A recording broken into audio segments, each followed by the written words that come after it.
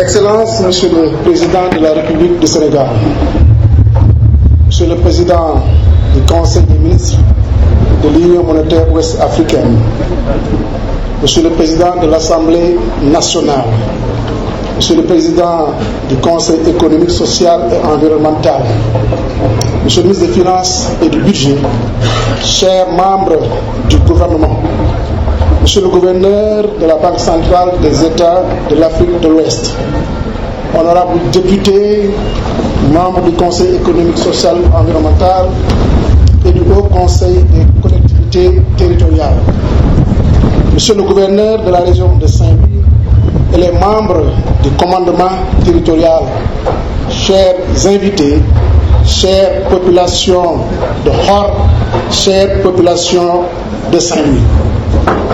C'est avec une immense fierté et un réel plaisir que je m'adresse à vous, ici sur les terres du Ngolo-Bougou, pour vous souhaiter la cordiale bienvenue dans notre chère ville, témoin des plus belles pages de la glorieuse histoire de Saint-Louis.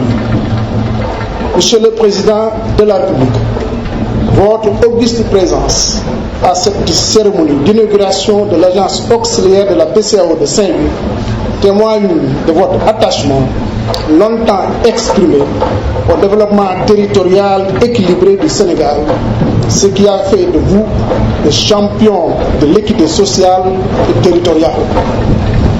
Je voudrais vous exprimer ma profonde gratitude ainsi que celle des populations de Saint-Louis pour les nombreuses réalisations accomplies à Saint-Louis, votre ville de cœur. Qu'il vous plaise me permettre, Excellence, de citer certaines de vos nombreuses réalisations phares qui ont profondément marqué le développement de Saint-Louis.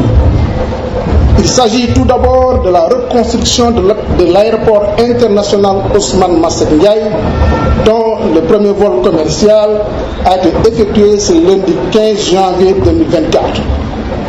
Auparavant, la construction d'une digue de protection de la langue de Barbarie et des logements sociaux pour les sinistrés avec le projet CEP qui a permis de sauver notre ville. Je ne saurais passer sous silence la reconstruction totale du réseau viaire et de l'assainissement de l'île, cœur historique de Saint-Louis, et la mise en œuvre du programme de développement touristique avec l'avenue Jean Mermoz et la place Bayet-Ndar, entre autres. Que dire aussi de la récente acquisition de 500 licences pour les vaillants pêcheurs de la langue de Barbarie, la réhabilitation du pont Moussef Malik Gaye de Gendar et de la grande mosquée du Nord, que vous aurez l'honneur d'inaugurer tout à l'heure, sont à compter parmi vos grandes réalisations dans cette ville. Comment oublier de nombreuses routes qui ont fini de redessiner le plan de circulation de la commune? Qui plus est, votre investissement sur l'éclairage public, la gestion des eaux ménagères et l'augmentation de la capacité de l'usine des eaux de Hor pour un meilleur accès à l'eau potable, qui fait de la Venise d'Afrique une ville lumière au cadre de vie conforme à son standing. Voilà, entre autres, les raisons pour lesquelles le conseil municipal, sous ma proposition, a tenu à vous honorer en rebaptisant l'avenue Général de Gaulle en votre nom. Parce que la reconnaissance et la mémoire du cœur, Saint-Louis a décidé de vous être éternellement reconnaissante. Aujourd'hui, en attendant le futur centre national hospitalier de niveau 4, Maître Alioune Badara Cissé, la réhabilitation de l'école Khayar Meng, le grand stade de Saint-Louis, le retour du chemin de fer, l'autoroute Dakar-Saint-Louis, le deuxième pont sur le fleuve, le port fluvial maritime et surtout une école pour les enfants de Hor.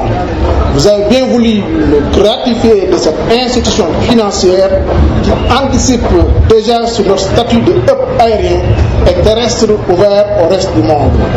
D'ailleurs, les perspectives de l'exploitation prochaine du projet gazier de Grande Tortue Amiens au large de nos côtes font entrevoir une nouvelle dynamique économique de la région et une nouvelle ère de développement de la ville. Monsieur le gouverneur de la BCEAO, en cette journée mémorable, je voudrais vous exprimer la profonde gratitude des populations de Saint-Louis pour avoir choisi notre ville comme lieu d'établissement de la troisième agence auxiliaire de la Banque centrale du Sénégal.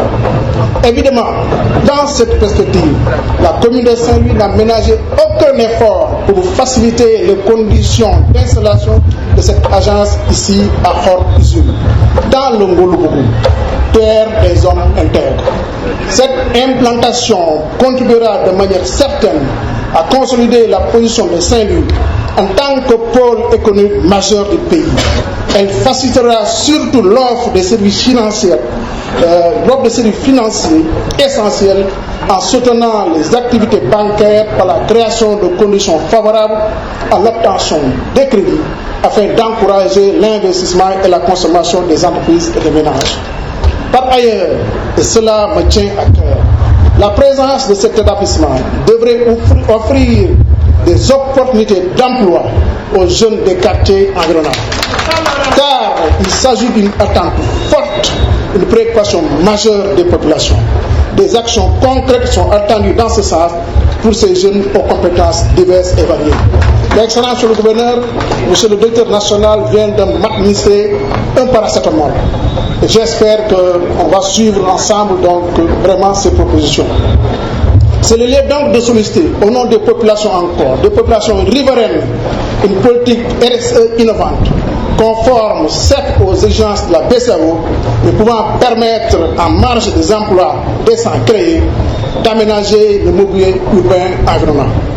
Honorables invités, mesdames et messieurs, je ne saurais clore mon propos sans renouveler ma profonde gratitude à son Excellence M. Macky Sall, président de la République du Sénégal, pour ses grandes réalisations pour notre ville, et au gouverneur M. Jean-Claude Cassibrou pour sa pierre fondamentale dans la matérialisation du retour autrement acté de Saint-Louis comme la capitale économique d'un Sénégal prospère et émergent. Je vous remercie de votre aimable attention.